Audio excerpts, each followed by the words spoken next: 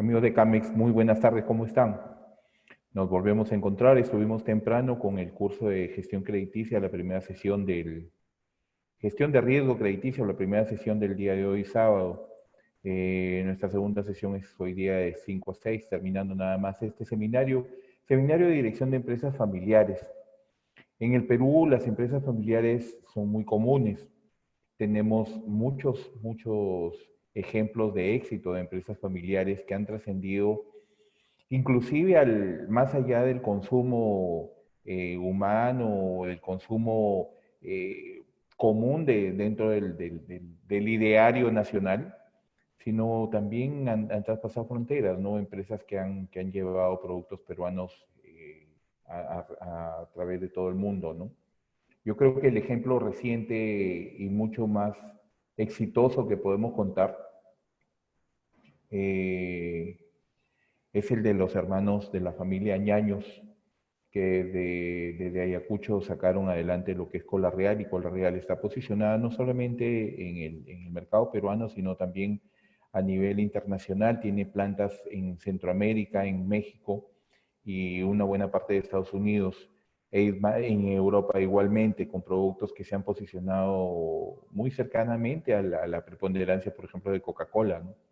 que es un, que es un gigante a nivel mundial. Es importante el desarrollo de las empresas familiares desde un punto de vista no solamente como un emprendimiento pequeño, sino con una proyección hacia futuro, donde es importante que se pueda discernir, se pueda separar los vínculos familiares de la gestión como empresa, de la gestión como negocio. Y viendo el negocio en forma amplia, con una visión 360 que incluya, por ejemplo, lo que vemos en nuestro curso de gestión de riesgos, por ejemplo, ¿no?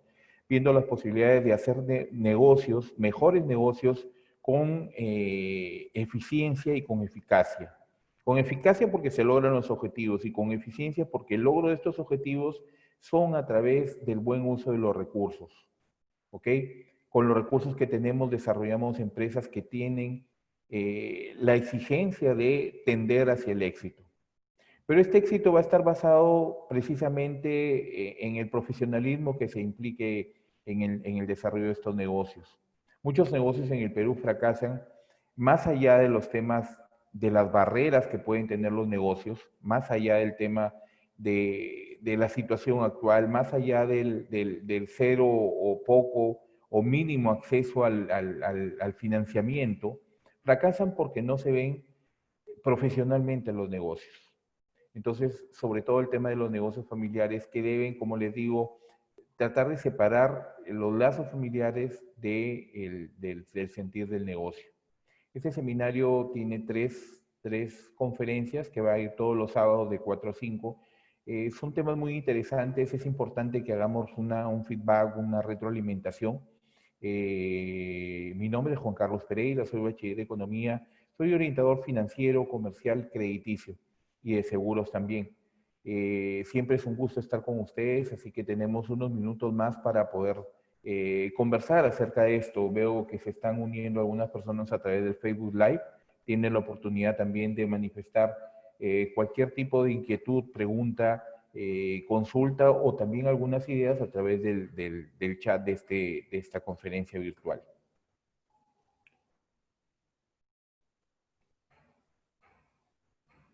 Como prerrogativa sabemos que la familia es las primeras personas a quienes debemos, ante circunstancias determinadas, volteamos a mirar para buscar su apoyo. Es lo mismo desde este punto de vista empresarial. A la hora de poner un negocio no hay nada mejor que contar con el apoyo de nuestra familia. Nuestro país está lleno de emprendimientos y muchos de ellos nacieron de un equipo con lazos de sangre, y nos referimos a las empresas familiares. Tenemos, por ejemplo, en el tema de la comida, en el tema, la heladería, por ejemplo, Donofrio, empresas familiares que se han ido formando. El día martes que veíamos el tema de la tributación para los emprendedores, yo les hablaba mucho de las experiencias familiares que tengo con negocios que han ido surgiendo a partir de necesidades de realizar negocios para subsistir principalmente. Más allá de eso, Hoy en día, por ejemplo, en mi familia se mantiene el emprendimiento de mi madre ya trasladado a los negocios que realizan mis hermanas. Se mantiene la idea de negocio como un tema familiar a través de los negocios que están realizando sobrinos míos. Hace un momento me comunicaba con uno de mis sobrinos que tiene el negocio de helados artesanales. Miren que ha surgido esta idea a partir de la emergencia de la pandemia y también en plena época de invierno. Y está teniendo un singular éxito. El día de hoy está realizando un sorteo con otras pequeñas empresas, pequeños emprendimientos también, para premiar la preferencia de parte de sus clientes. Son empresas que se forman, como dice lo que estamos presentando, que a la hora de poner un negocio no hay nada mejor que contar con el apoyo de nuestra familia, porque ¿quién es el menos indicado para fallarte en situaciones como la familia? Entonces, el principal apoyo que uno puede tener es la familia, y nuestro país está lleno de emprendimientos y como muchos de ellos nacieron de un equipo con lazos de sangre, y estas son las empresas familiares. En el Perú existen alrededor de 660.000 empresas familiares que corresponden casi al 80% de empresas del país. Se dan cuenta que la participación en el desarrollo empresarial en el Perú, por lo menos el 80% está conformado por empresas de tipo familiar. Por su gran expansión, estas generan por lo menos el 60% del empleo a nivel nacional, generan empleo, generan crecimiento, generan desarrollo para la economía nacional. En Latinoamérica y en el mundo, las empresas familiares predominan en el mercado de los negocios. Estas empresas están en todos los sectores, como en la textilería, en la gastronomía, en el retail, entre otros. Algunos grandes ejemplos de empresas familiares son como el Grupo Romero, por ejemplo, en el país.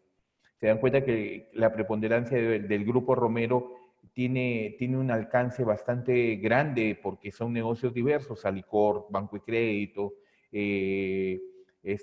la empresa de aduanas, de comercio de aduanas, la SAP que tienen, que son empresas dedicadas al comercio de valores, el grupo Brescia con algunos bancos, el grupo Buenaventura con minas a nivel nacional, el grupo Gloria en el sur del Perú, Bembos, Top y Top. Por ejemplo, Bembos, que nació de una idea muy básica y que inclusive entiendo que es materia de estudio en algunas universidades de negocios como ESAM, por ejemplo. Bembos, entiendo que ya está haciendo o fue vendida hace algún tiempo a alguna empresa transnacional, pero se generó esa venta a partir del éxito que tiene como una empresa familiar. Corporación Lindley, que era Inca-Cola, ahora Inca-Cola fue vendida a la transnacional Coca-Cola. Grupo Graña Montero, Ladrillo Pirámide, Famal Group, no mencionan a los añaños acá en el informe que usamos de referencia para el desarrollo de este seminario. Los factores determinantes para su expansión, consolidación y crecimiento radican en la identificación de sus fundamentos del éxito empresarial familiar, que les ha permitido ser más competitivos y liderar en diferentes segmentos del mercado, generando más empleos en el país. Hay palabras claves que requieren las empresas familiares en el país, y era eso a lo que me refería cuando hablaba de que debe preponderar, debe prevalecer el profesionalismo y el desarrollo de empresas como cualquier otra empresa. No porque es una empresa familiar debe pensar en chiquito. No porque es una empresa familiar debe pensar en ser eternamente una empresa micro, y no por pequeña, sino porque desarrolla pequeños negocios en realidad. Una empresa familiar debe apuntar hacia el éxito empresarial.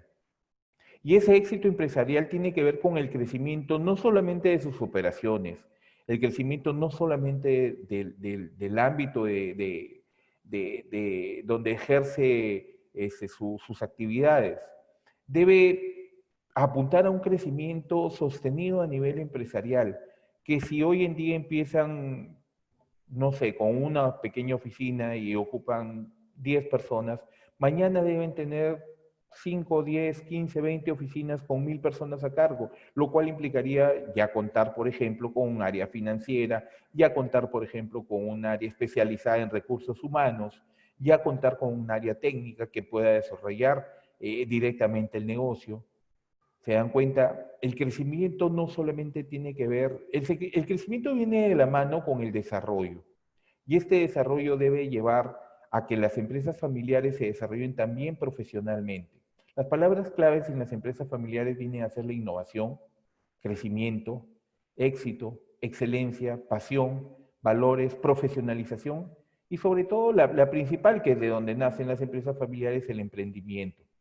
Todas estas palabras involucran por sí solas, no en forma independiente, sino en forma sinérgica, juntas, unidas y desarrollándose a la par, cada una al lado de la otra, tiene que ver con el profesionalismo de las empresas familiares. Si alguna de estas, si alguna de estas palabras faltara en las empresas familiares, el desarrollo no va a ser permanente, el desarrollo posiblemente no va a ser sostenible en el tiempo. Es por ello que deben irse involucrando cada una de estas palabras de acuerdo a este crecimiento. Considero personalmente que las empresas familiares pueden lograr crecimientos rápidos en un mediano plazo por lo menos. Tal vez no en un corto plazo, pero sí en un mediano plazo. Y estamos hablando de un mediano plazo que sea superior a un año por lo menos, que en realidad termina siendo periodos cortos de tiempo que posibilitan que estas palabras claves formen la cultura empresarial de esa empresa familiar, se sitúen como herramientas claves para el desarrollo de estas empresas familiares.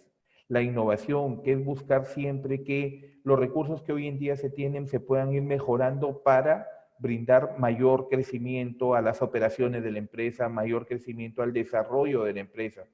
Crecimiento precisamente que viene de la mano con esa innovación. Innovamos para ir creciendo. Y este crecimiento nos debe generar éxito. Y ese éxito es producto de qué? De la excelencia. ¿Excelencia en qué? En el desarrollo humano, excelencia en el desarrollo financiero de la empresa, excelencia en el desarrollo de la visión de empresa como tal.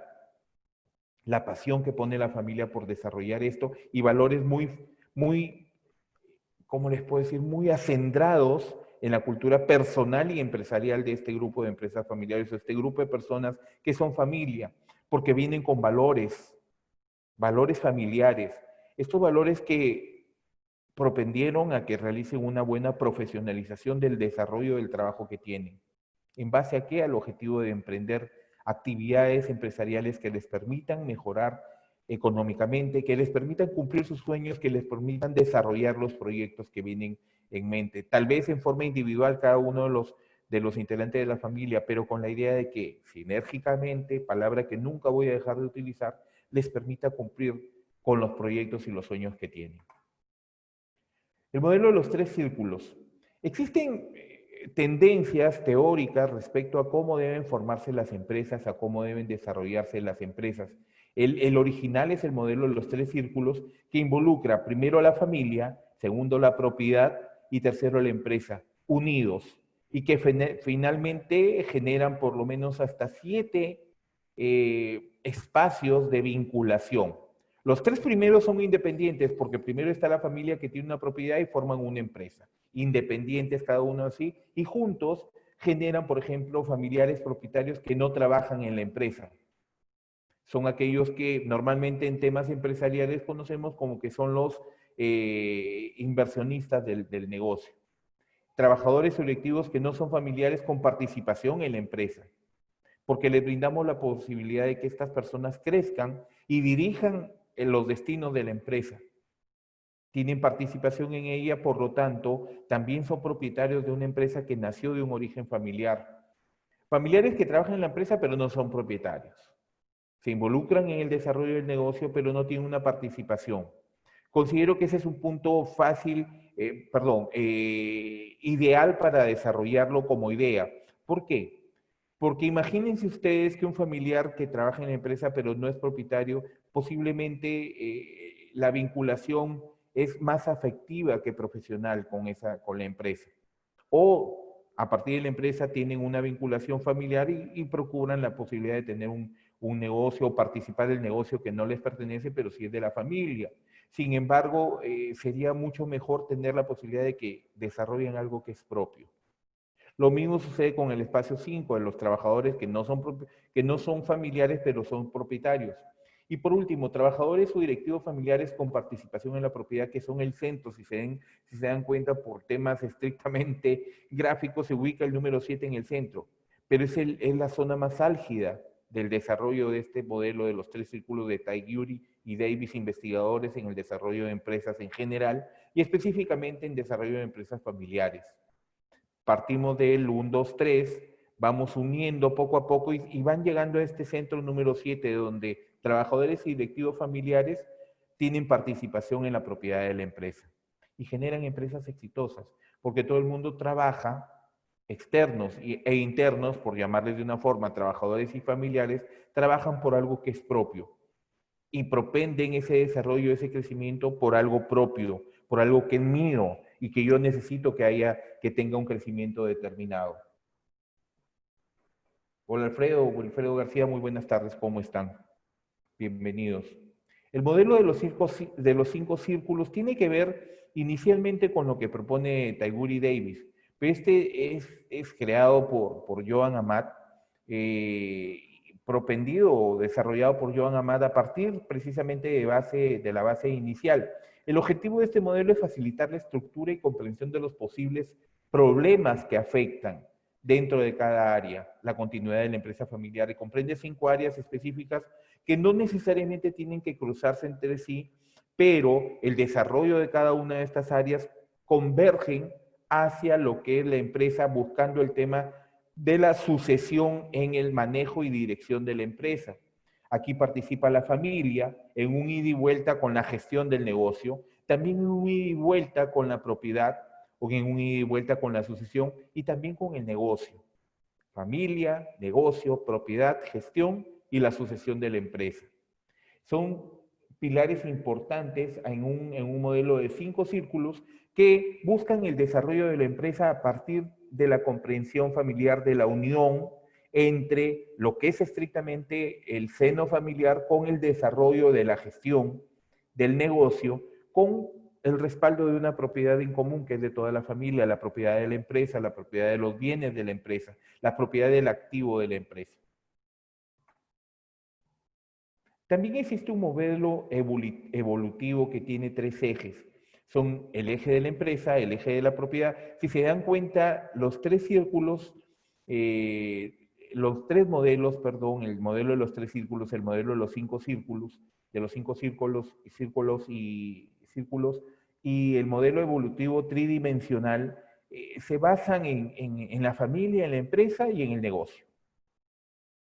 ¿Ok? Entonces, pero tienen diversas tendencias a buscar la preponderancia de cada uno de estos ejes, como por ejemplo el modelo evolutivo tridimensional. Al añadir la dimensión de tiempo, se obtiene una nueva visión del proceso de crecimiento en la empresa familiar, que describe cómo los miembros van cambiando de un subconjunto a otro, se agregan o desaparecen, conforme transcurre el tiempo o la vida. Se suceden matrimonios, divorcios, nacimientos, muertes, entran y salen gerentes, empleados, socios y accionistas. En el modelo se explica cada una de las dimensiones individuales o los ejes de evolución de los subsistemas, familia, empresa y propiedad. Familia, empresa y propiedad. Y las etapas por las que suele atravesar con el tiempo. Por ejemplo, la empresa tiene en el tiempo, tiene un arranque, tiene una expansión y formalización y llega a un punto de madurez. La propiedad tiene un propietario controlador, se forma luego en el tiempo, siempre en el tiempo. El transcurrir de cada uno de estos ejes ha involucrado el desarrollo de tiempo. Tiene inicialmente el eje de la propiedad un propietario controlador que maneja todo respecto a la propiedad. Luego en el tiempo, va desarrollándose y conforma sociedades, por ejemplo, de hermanos. También en el tiempo va expandiendo esta sociedad hacia los primos, por ejemplo, esto en el eje de la propiedad. Y en el eje de la familia tenemos una familia joven en los negocios, tenemos ingresos de esta familia con la idea de negocios, todo esto desarrollado en el tiempo, cada uno de estos ejes desarrollado en el tiempo, trabajos en conjunto de la empresa y una sesión de la batuta. Por ejemplo, el gerente, el dueño inicial va cediendo posiciones en la dirección de la empresa. Tengan en cuenta que este modelo tridimensional que le incorpora el tiempo, considero que es lo más acertado respecto a lo que es el modelo de una empresa familiar, porque al involucrar el tiempo está generando desarrollo, al involucrar el tiempo está generando la posibilidad de ver una tendencia hacia el crecimiento o hacia el decrecimiento de la empresa. Es importante que modelos tridimensionales de empresas familiares se desarrollan a partir de la perspectiva de crecimiento sostenible, de crecimiento que permanezca en el tiempo y que propendamos a buscar que ese crecimiento se base en estos tres ejes, fortaleciendo cada uno de ellos, para que como tal la empresa familiar se desarrolle y se mantenga, en el tiempo. Las empresas familiares en el Perú. Las empresas de familia y de gestión empresarial, nos dice Horacio Irigoyen, en la empresa en América Latina, y este es un estudio un poco más amplio, dice, la gestión empresarial en general requiere 5 elementos básicos: la determinación del objetivo estratégico y la elaboración de la estrategia competitiva, hacia dónde vamos y cómo vamos a realizar esto. El diseño de un plan de negocios consistente con ambos, que quiere decir que el plan de negocios está basado en a dónde queremos llegar y cómo vamos a lograr. Ese plan de negocios involucra, por ejemplo, las etapas financieras, cómo determinar el flujo de efectivo, cómo plantear un flujo de caja en el tiempo, cómo hacer los respectivos análisis de sensibilidad entre ese flujo de caja. ¿A qué nos llevan los análisis de sensibilidad? Los análisis de sensibilidad dentro de lo que es un flujo de caja en el desarrollo del plan de negocios nos permiten determinar, de acuerdo a la estacionalidad con que desarrollamos o en el cual se desarrolla el sector donde está este negocio, nos permite determinar en qué momento involucramos más personal, en qué momento disminuimos la carga de personal, en qué momento incrementamos las ventas, en qué momento endeudamos más a la empresa, en qué momento cancelamos esas deudas, qué momentos tenemos que pagar impuestos, menos impuestos, más impuestos, en qué momento nos metemos en una campaña de Navidad, una campaña de escolar, una campaña de Día de la Madre, una campaña determinada comercial que permita, por ejemplo, desarrollar y tener incremento en ventas. ¿Ok? La organización de la empresa y la ejecución de la actividad en función de un ordenamiento predeterminado. Y a esto me refería inicialmente con el profesionalismo. No podemos hacer las cosas a la de Dios, a ver cómo sale esto. ¿Por qué? Porque hay intereses iniciales y los intereses tienen que ver con los capitales en los que son invertidos en el negocio familiar. Por eso es importante que más allá del tema familiar como tal, se vea la necesidad de una empresa familiar como la necesidad de desarrollar exitosamente una empresa. Veíamos las palabras claves que requiere una empresa en general y una empresa familiar. Estos 5 elementos básicos, ya veíamos la determinación del objetivo y la elaboración de la estrategia. El diseño del plan de negocios que involucraba, por ejemplo, en el tema financiero, el oportuno desarrollo del flujo de caja. La organización de la empresa y la ejecución en función de un ordenamiento predeterminado. También la identificación de cada una de las acciones y decisiones esperadas de los encargados de cada función. Es decir, determinar funciones. Tú haces esto, estos son tus objetivos, estos son tus metas. Tú haces esto, tus objetivos y tus metas, y así determinando que, si bien es cierto existe una cabeza, también existan brazos que desarrollen las diferentes unidades del negocio.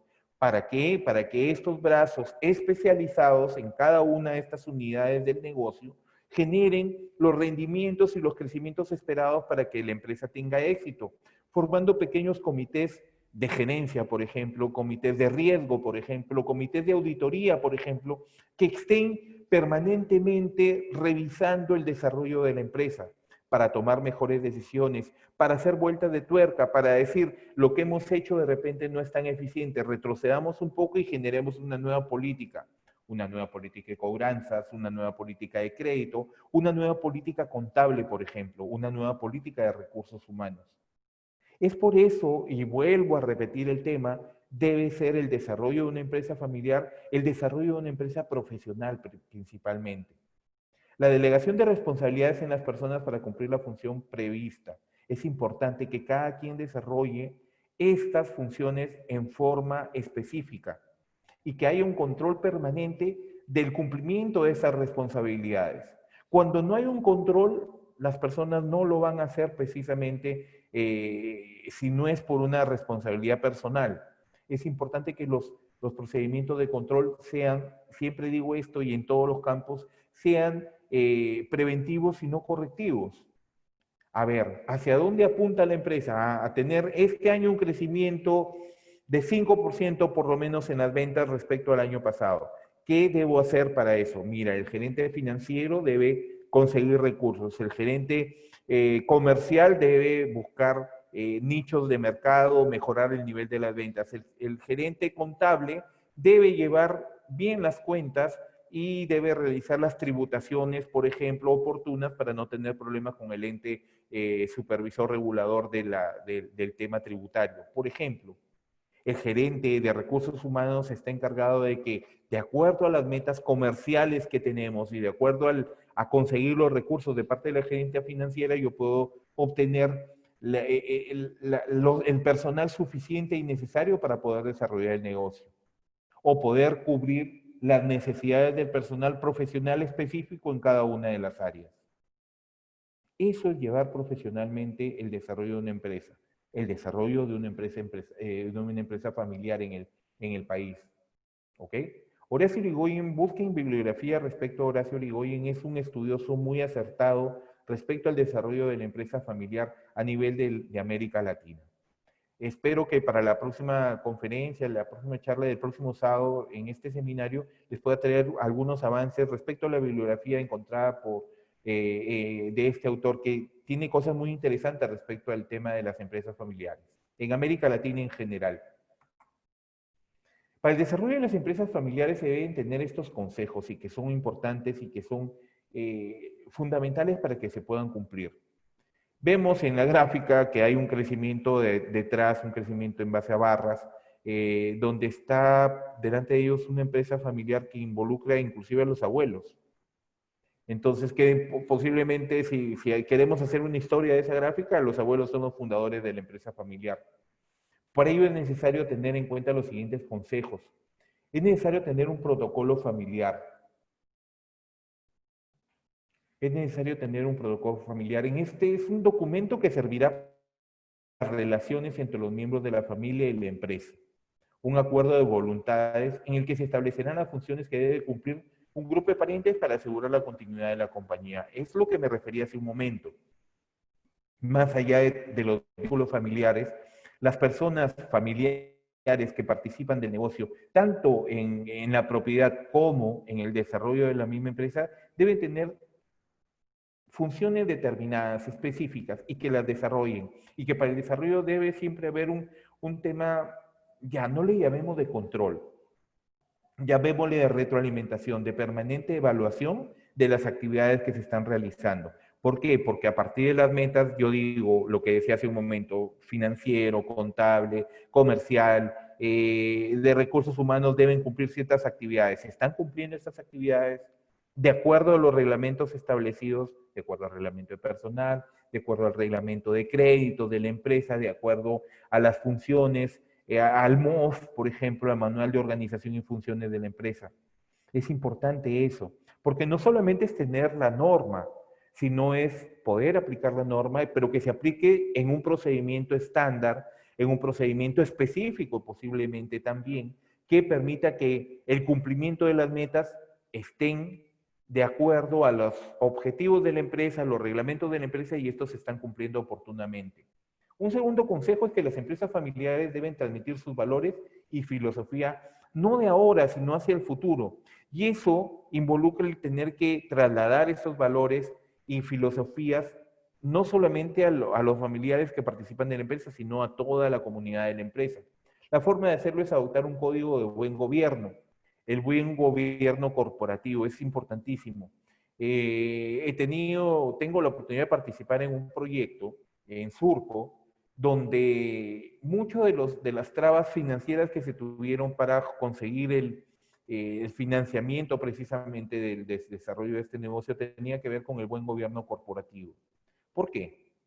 Porque esta empresa, que había nacido de una asociación de propietarios con más de 350 familias, o personas, perdón, asociados en esa época, había ido decantando. Decantando es que ellos mismos iban entrando o saliendo, o desarrollando la política de, mira, tú ya no puedes seguir con esto. Pero se quedaron en 244 personas como asociados. Por la necesidad de desarrollar este negocio, ya no como una asociación, sino como una empresa, como una sociedad anónima. ¿Por qué? porque el componente de la asociación tiene un componente político que es la elección de una junta directiva y ese componente político hace que más adelante la elección de una nueva junta directiva posiblemente traiga abajo todo lo que había acordado la anterior junta directiva. Entonces, a nivel comercial, a nivel financiero, las empresas no querían contratar con la asociación. Entonces, lo importante era convertirlo en una sociedad anónima. De 244 asociados, llegaron a la empresa y se quedaron 207 accionistas. Hoy en día tienen algunos problemas por ahí, pero ¿a dónde quiero llegar con eso? Es que deben determinarse políticas organizacionales, deben hacer entender a las personas los cambios que se están dando. Uno de los principales problemas que tenía, por ejemplo, esta sociedad anónima, es que las personas que se quedaron como accionistas no se desprendieron del chip de una asociación y como tal, el desarrollo para ellos era de diferente manera. Es diferente desarrollar una asociación que no tiene, por ejemplo, cada uno de los accionistas la propiedad, sino la participación, en que siguen pensando, por ejemplo, en el caso de ellos, seguían pensando que tenían dos locales comerciales y un almacén, como lo piensan todas las asociaciones que tienen una galería, por ejemplo. Acá no, al convertirse en sociedad anónima ya no tienen una propiedad en físico que puedan decir este terrenito, esta parte del terreno es mío. No, tienen acciones, acciones de acuerdo a la inversión. Entonces, desde ahí ya estamos hablando de que hay que generar situaciones de desarrollo en las políticas dentro de las empresas. Dice, las empresas familiares deben transmitir sus valores y filosofías hacia el futuro, porque son valores internos que generan el desarrollo de este negocio. Y como tienen éxito este desarrollo del negocio, debe mantener esos valores y esa filosofía para el futuro. Lo que es bueno no se debe cambiar, pero sí adecuarse a las nuevas visiones del desarrollo de las empresas que se van dando con la innovación, con la excelencia, con todas esas palabras claves que veíamos hace un momento.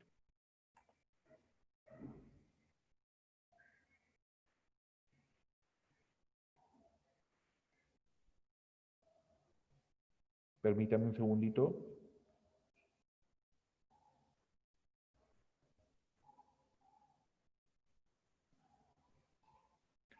El tercer consejo que se da para el desarrollo de una buena empresa familiar es que hay que recordar que la familia y el negocio van por distintas vías.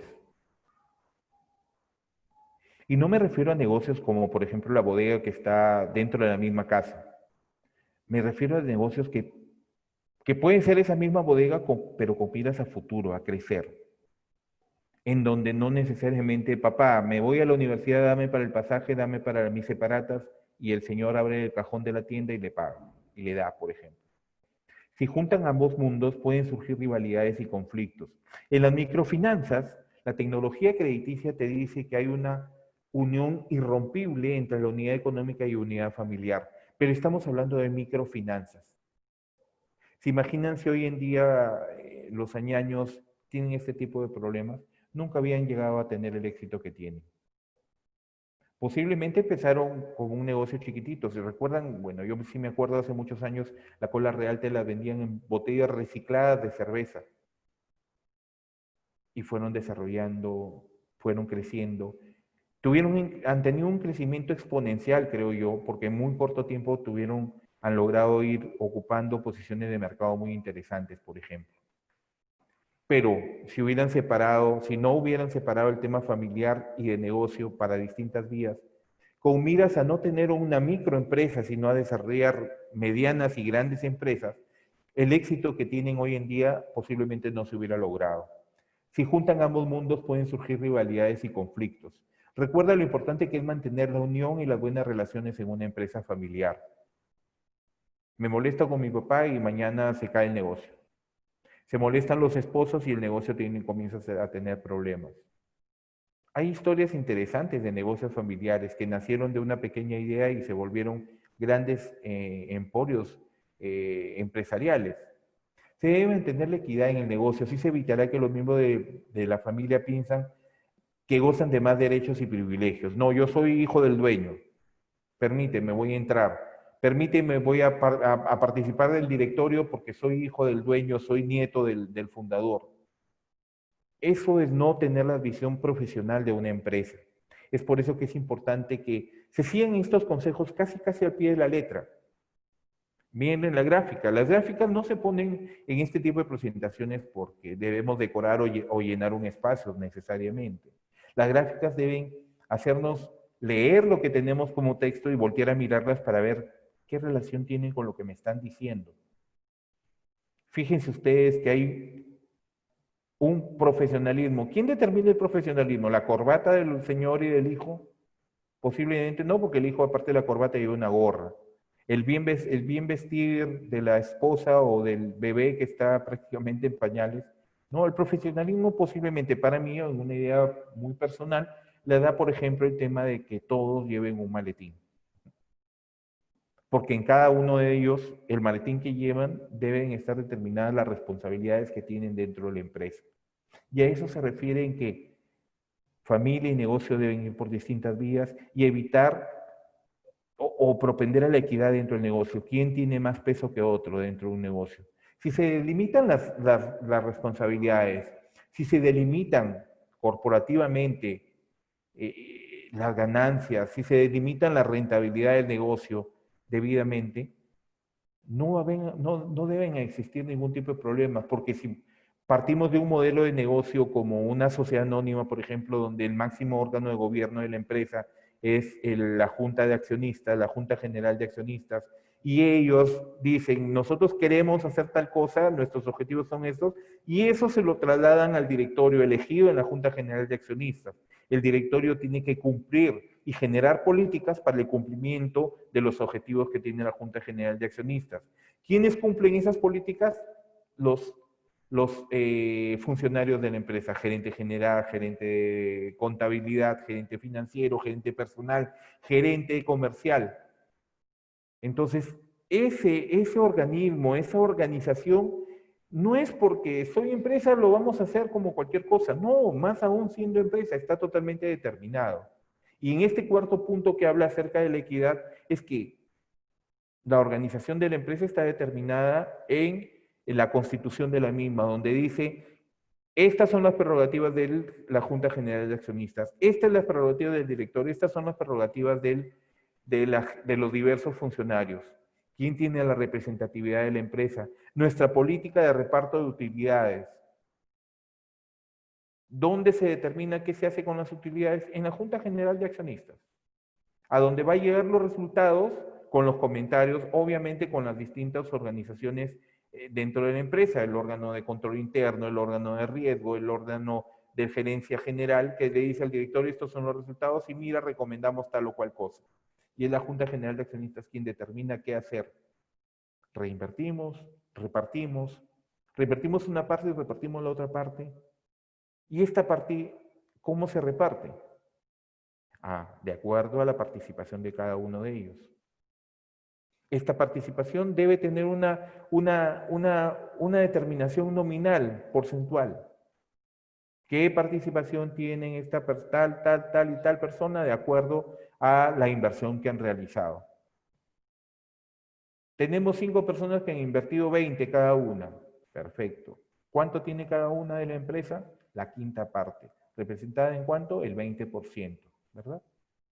Al momento de repartir utilidades, dicen, bueno, tenemos esas utilidades después de haber cubierto todos los costos, todos los gastos, las provisiones, si es que las hubieran, ¿cómo repartimos? De acuerdo a ese porcentaje de participación.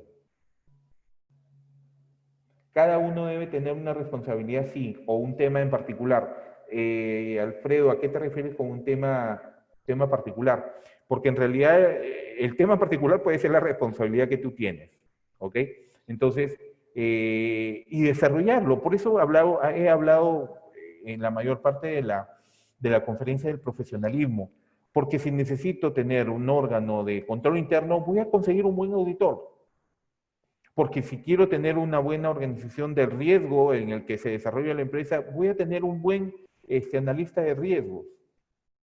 Porque si la superintendencia y banques seguros si tiene razón, responsabilidad tiene que ser en realidad, Alfredo, muy bien.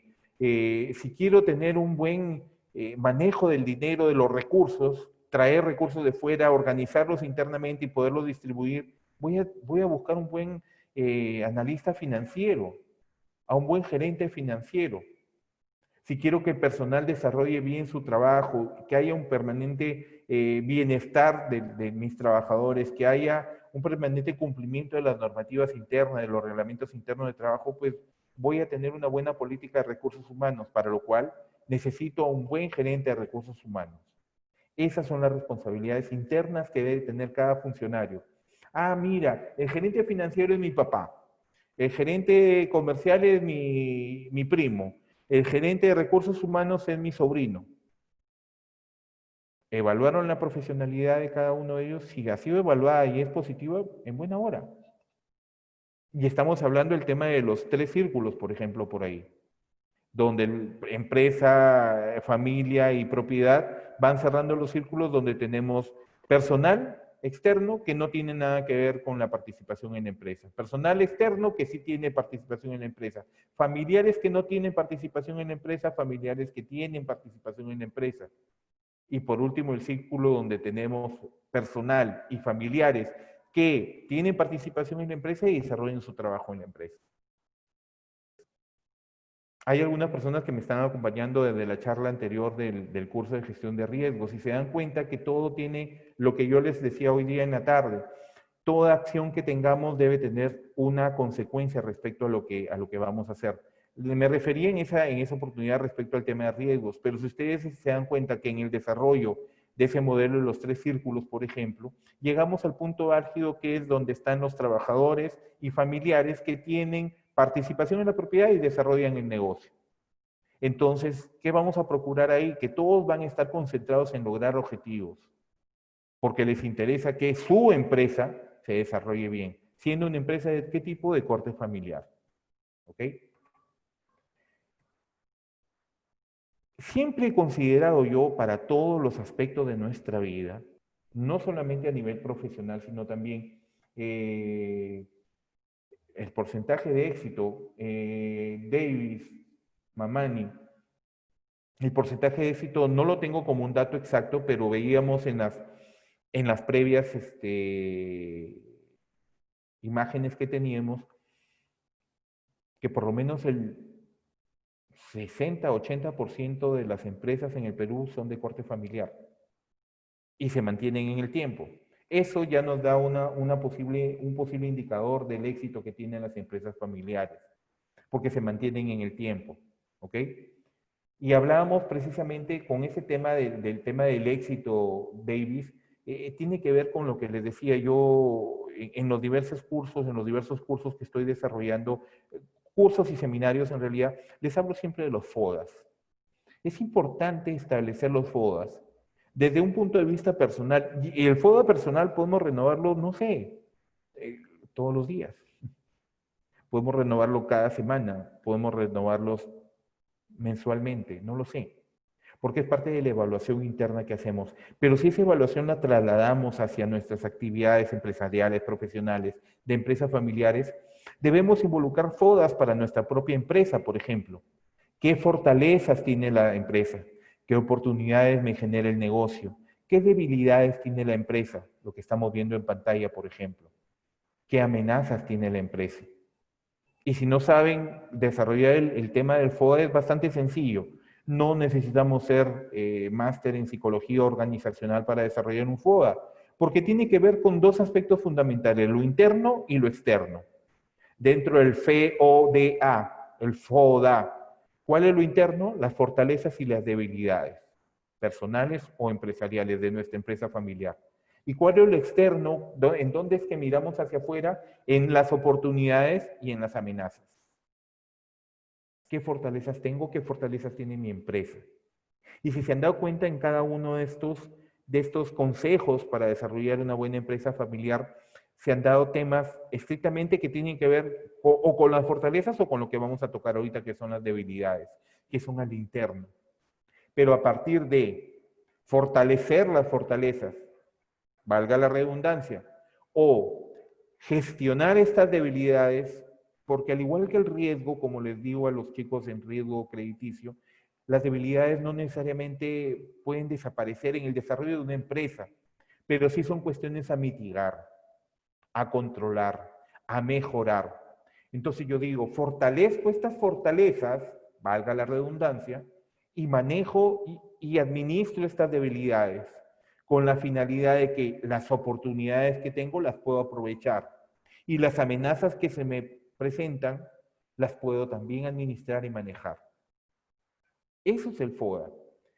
Es importante como consejo que nos dicen los expertos que las empresas familiares entiendan las debilidades.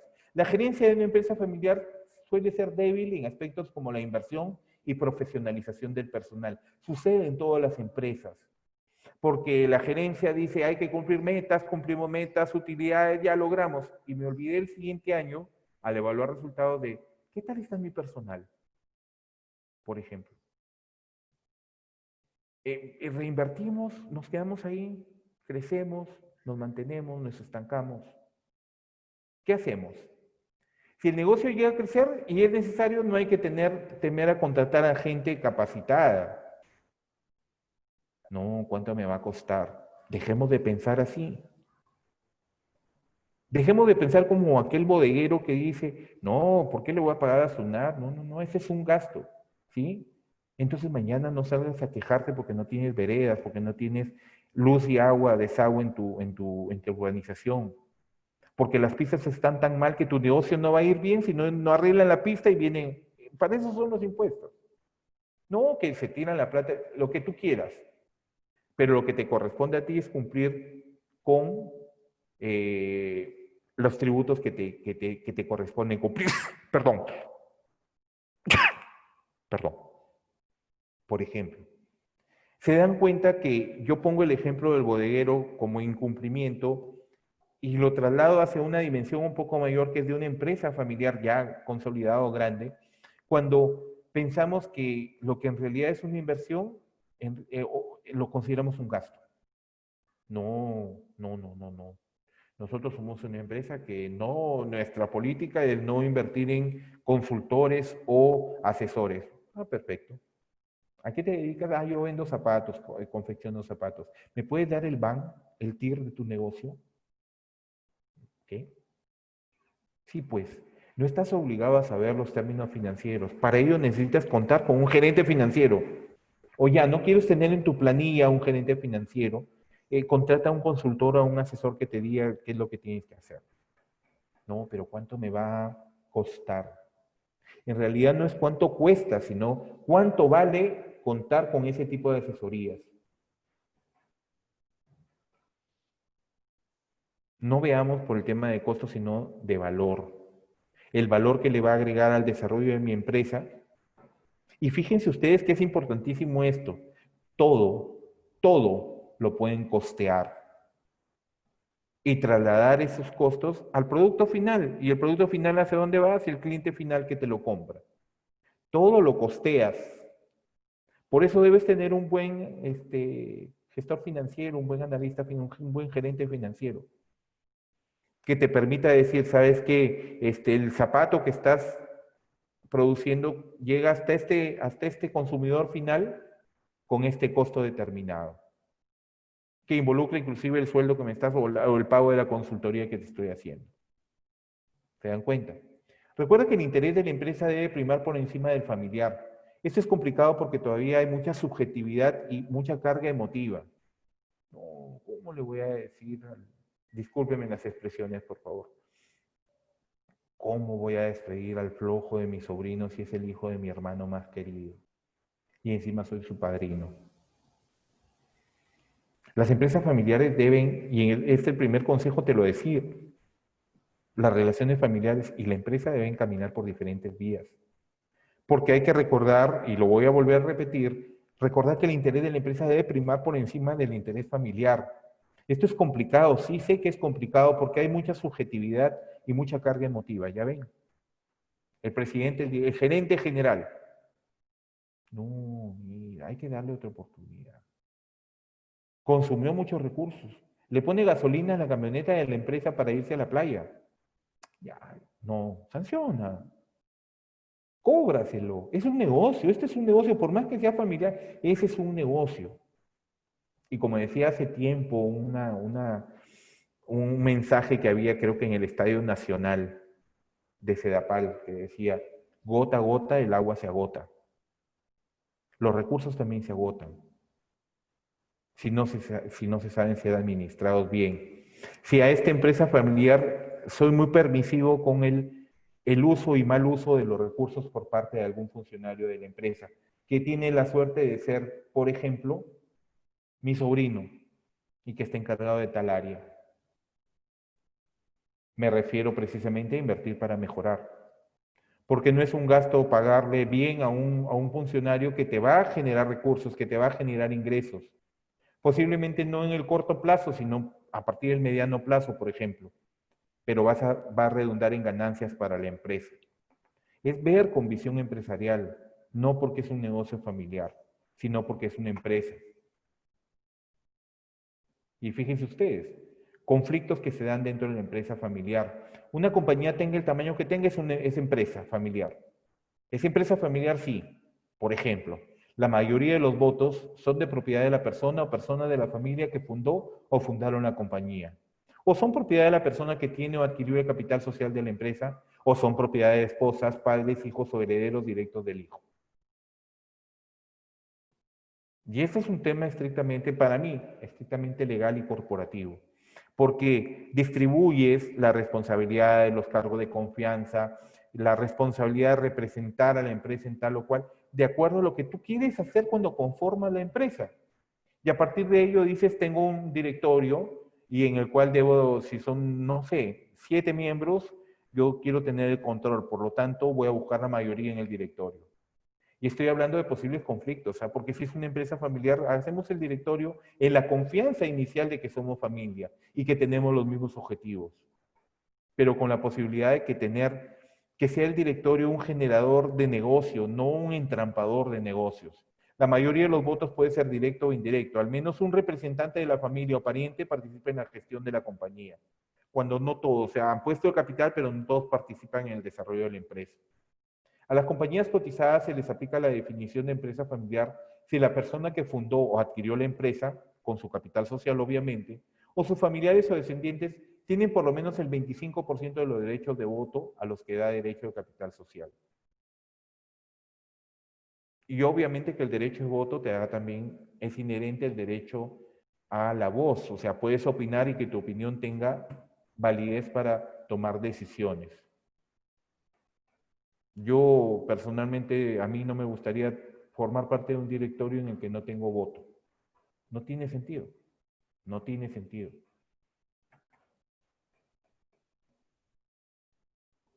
Los estudiosos sobre el tema enumeran en forma rápida cuáles son los problemas más comunes que acarrean las empresas familiares.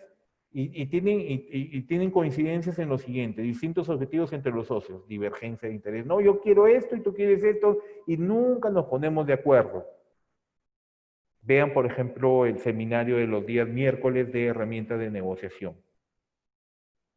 Ahí tratamos este tema. Por ejemplo, esta semana es la segunda conferencia. También los diferentes criterios para manejar el negocio y diferentes estilos de liderazgo. Hay liderazgo y hay jefaturas. Tú haces lo que yo quiero, es un jefe. Miren, equipo, vamos a realizar esto. ¿Les parece? Sí, miren, se hace de esta forma. Liderazgo. Pero un liderazgo propositivo y un liderazgo positivo, no aquel líder que por quedar bien con su gente siendo líder les apaña cosas que están mal. No, un liderazgo es, vamos, yo echo la lanza, voy adelante, pero ustedes vienen conmigo. Si logramos esto, lo logramos todos. Ese es un buen líder.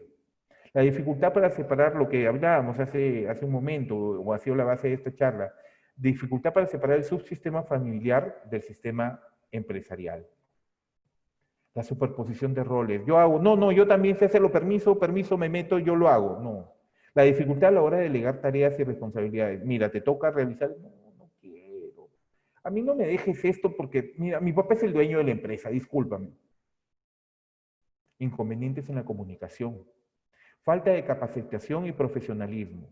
No, mijito es mijito. Ponlo de gerente financiero y tu hijito nunca pisó ni siquiera una universidad y nunca supo lo que es un balance.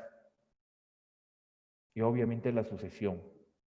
Esa sucesión, considero yo, a nivel corporativo, a nivel empresarial, debería darse de acuerdo a lo establecido en la creación de la empresa, en la constitución de la empresa, y que con miras a futuro, con miras a preservar el desarrollo oportuno de la empresa, esta sucesión sea netamente profesional. Se debe porque hay crecimiento al interno de los funcionarios encargados de las responsabilidades determinadas de cada uno de la empresa. Los conflictos se resuelven manteniendo una buena relación laboral por ser algo prioritario tanto para la familia como para la empresa. Para lograr esto es necesario trabajar sobre las actitudes para cuando surja algún conflicto entre los familiares de la empresa. Es ahí entonces donde cuando es más necesaria la preparación de la conversación con empatía, negociación, es decir, poniéndose en el lugar del otro porque permitirá comprender los intereses y expectativas, prejuicios y sentimientos del otro, del intercomunicador, en este caso va a ser un familiar. De este modo la comunicación empezará a tener la luz necesaria para entenderse así y juntos encontrar la solución a los conflictos. Para llevar a cabo esta conversación es necesario utilizar el modelo del iceberg. El modelo del iceberg es lo que tú muestras al otro, que son tus conocimientos, tus habilidades, lo que sé hacer y de lo que soy capaz de hacer. Pero para ti guardas la autoimagen, tus valores, tus rasgos de personalidad, tus motivos. Yo soy así, lo que deseo hacer, lo que normalmente hago, lo que me gusta hacer. Es importante esto, porque vamos a generar una negociación primordial.